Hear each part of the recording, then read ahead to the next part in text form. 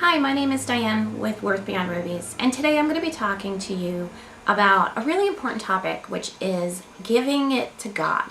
Giving all your troubles, all your cares to God, and letting Him handle it for you. And this goes along with a post that I have on my blog, which I will link below, on giving it all to God and letting Him handle it. It's oftentimes very difficult for us to surrender control of things, especially when we're going through difficult times. We think that we know how we want the outcome to be, and God may have other plans. Oftentimes, He does. Now, I used an example in my post of a time that my husband and I went through where he was having difficulty at a job. And we were also not really crazy about where we were living. We were living in a different state. And so we were looking to relocate, but we were also looking for him to have another job opportunity that was more suitable.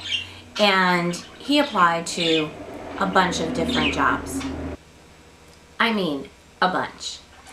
And my husband was in a place in his career where he was fortunate enough where he was ready to move up into the next role, where he got pretty much every job that he ever applied for.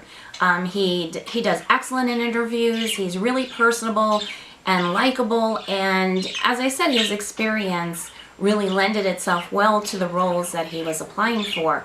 So we really had no reason to think, and actually we were probably a little bit too confident going into this, but we had no reason to believe from past experience that he would have difficulty finding a job.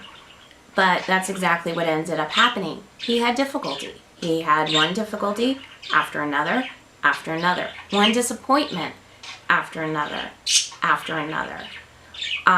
We kind of felt like, where is God in all of this? What is God trying to do?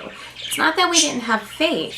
It was just that we were trying to make this job happen. We were trying to make things happen, and God wasn't going along for the trip. And in my blog post, I use the example of driving a car, being on a road trip. I was letting Jesus take the wheel. I was letting Him be in the driver's seat, but I was wanting to tell Him where he should go. I was saying, no, take this turn. This turn is awesome. This looks perfect. This city looks amazing. We would love to live there. We were looking at apartments, and we found the perfect place, and this is the perfect job. You should really turn here. And God would keep going. And then the next turn. But this city, I've always wanted to live here. This is perfect. This is where you should turn. And God kept going.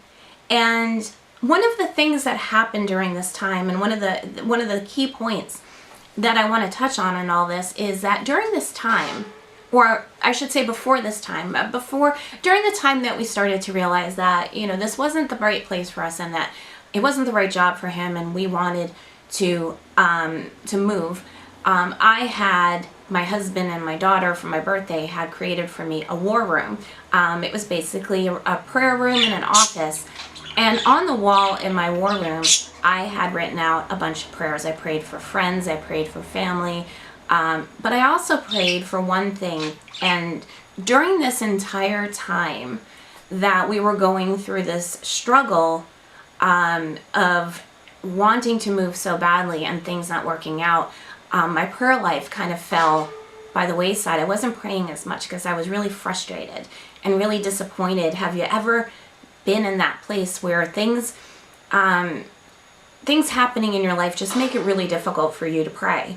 And I was going through that time, and I went in there one day and I looked at the wall and I looked at my prayers, and I noticed on there that one of the things that I had prayed for was being able to move back home to Connecticut, where we live, so that I could be closer to my grown kids and we could be closer to my husband's family.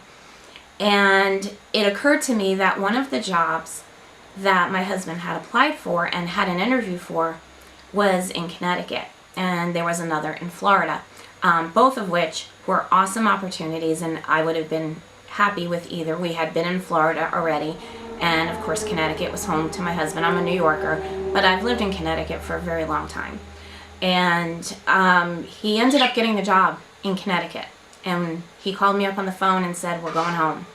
And I remembered that prayer that I had prayed. So all the times that I was telling God to take this turn, to take this corner, to do things my way, he was, in essence, what appeared to me, he was slamming doors shut. But in essence, what he was doing was answering my prayers. He was answering the prayer that I had prayed way back that I had completely forgotten about, which was, I want to go back home. You see, Jesus Take the Wheel isn't just a really great song, and it is a really great song, but it's also a way of life.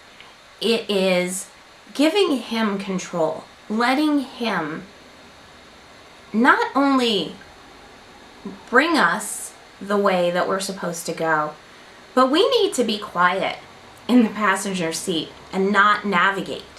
You see, I was willing to give him the wheel, but I wanted to navigate. I wanted to be the one to tell him where to go. Yes, you can drive, but I'm going to tell you where to turn. I'm going to tell you when to take a detour. And that's not the way it works. We need to let him drive, and we need to be quiet and sit in the passenger seat and just be along for the ride. Now, we can obviously make our requests known, but we should trust him when he does take a turn that we weren't banking on. We should trust that he knows those roads way better than we do. And, we can say we want to go here, we want to go there, but at the end of the day, he knows the way. He knows the direction. He knows what is best for us. There is a repentance series of prayers called Tachanun that are said in Judaism, and these are prayers for forgiveness, prayers of repentance, prayers of atonement that are prayed, and they're part of the Siddur, that part of the Jewish prayer book.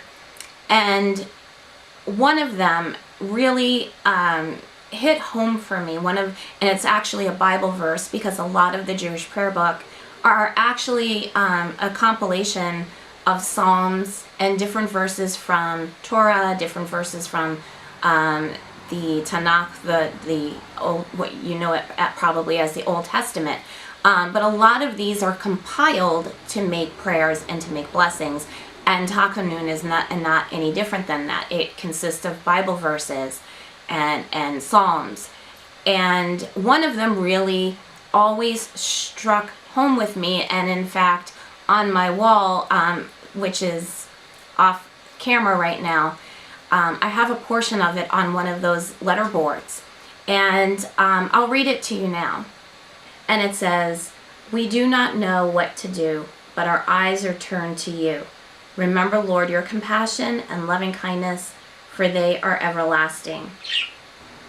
So on my letterboard, it says, "But our eyes are turned to you." Because there are times that during my health struggles that I've been going through, times of difficulty, where I would say, "Lord, I do not know what to do, but my eyes are turned to you. I don't know the way to go, but you're behind the wheel, and I'm trusting that the way that you're going to lead me is the right way." So are you trusting God?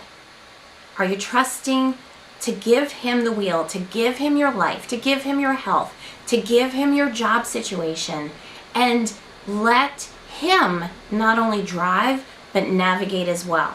Instead of us trying to tell God to line up with what we want and to line up with what we think is the best outcome, to just surrender to him, to let go, to let God be God and let him handle it. So I hope that you found this helpful. If you haven't, please check out the post on giving it to God. I will link it below. And please subscribe to my channel. I am currently, I've been kind of out of the loop doing videos, but I'm kind of starting to do them back up now that I'm feeling a little bit better. And so please subscribe, and thank you so much for watching.